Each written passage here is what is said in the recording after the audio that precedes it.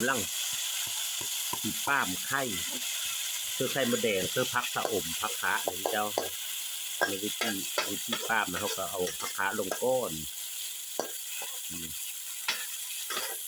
พักเน่าผู้ไทยเอิญนะพักเน่า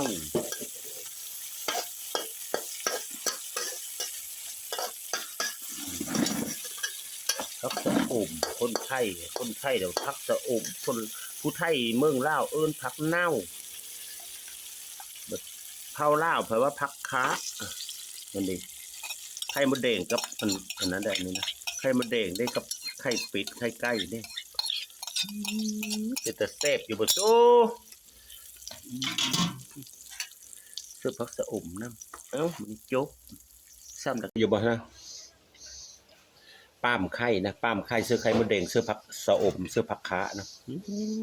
ขนาดทราบนะ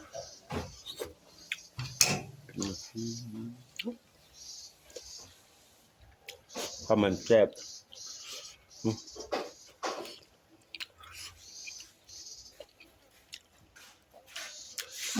แต่เต็มเนาะ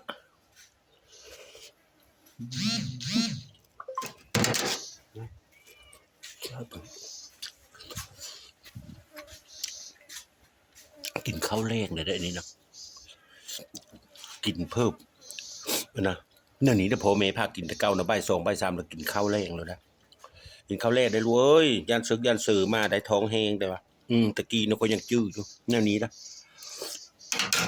อันนี้ก็ขึ้นมาแต่ตาแล้วกินแล้วก็เราก็นอนพักผ่อนมาแล้วก็เยอะแล้วมันนะข้าวมึง2 คาบมาแซ่บนะ